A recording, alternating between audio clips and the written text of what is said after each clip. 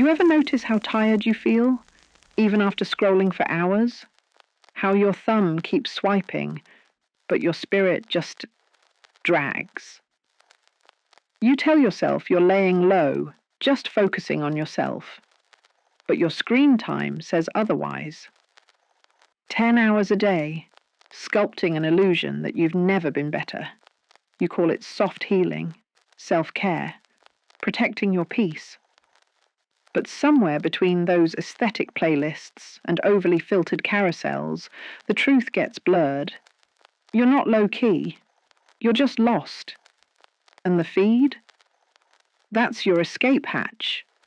A place where you can pretend, just for a moment, that you're not overwhelmed, not lonely, not unraveling quietly behind the screen. But let's ask the real question. Escape from what? Boredom? Disappointment? The mounting pressure to have it all together? Or maybe, just maybe, you're trying to escape from yourself. Because facing yourself, that's the terrifying part. Not the curated self you post online, the doing just fine version of you, but the raw one.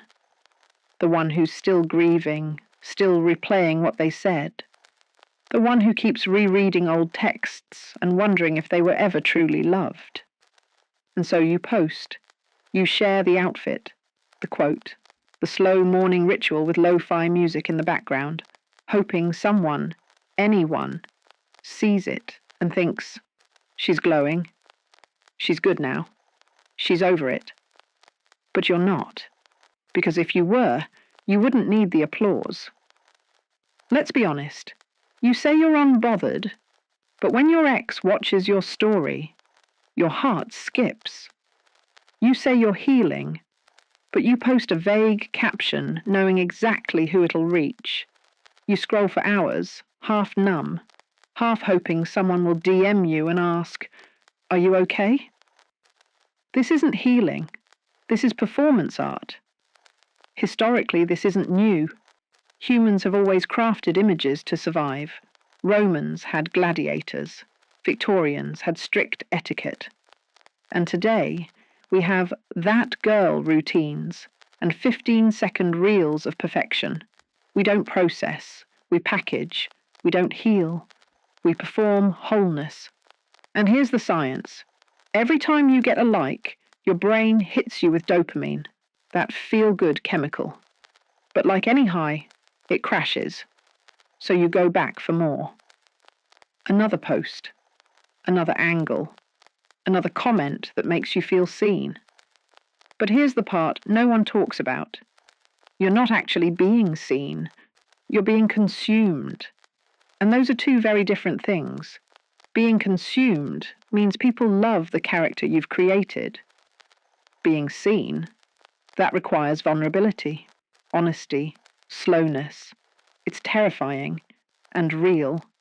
And truthfully, most of us don't even know how to be seen anymore.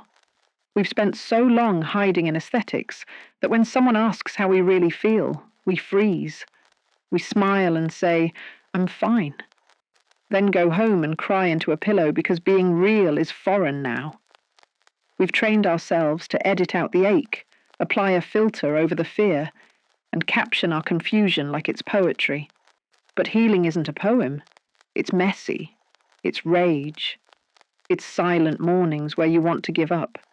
It's boundaries you don't want to set. It's the temptation to post something cryptic, just so they'll reach out, resisted. It's deleting the app. It's sitting with the silence. It's finally asking yourself, what am I running from? You see, social media has taught us to narrate our lives instead of live them. You're not logging your growth, you're auditioning. And here's the plot twist. You're not even the main character. The algorithm is. And it doesn't care about your piece. It cares about your patterns, your triggers, your attention span. It knows what you click, when you click it, and what heartbreak song will keep you stuck in a loop.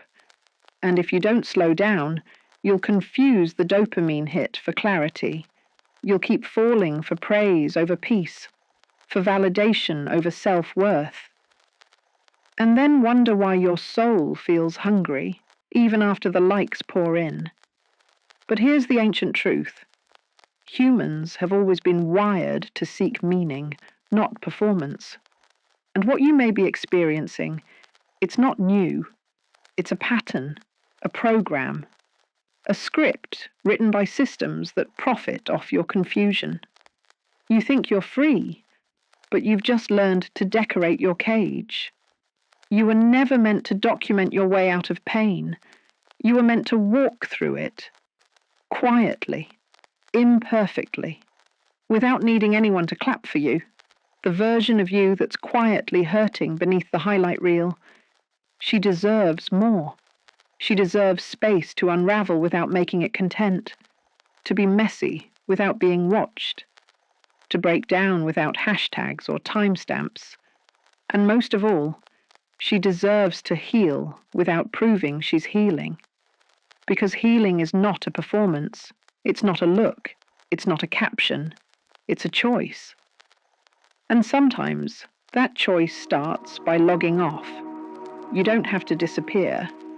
You just have to return to yourself. No more curated grief. No more pretty distractions.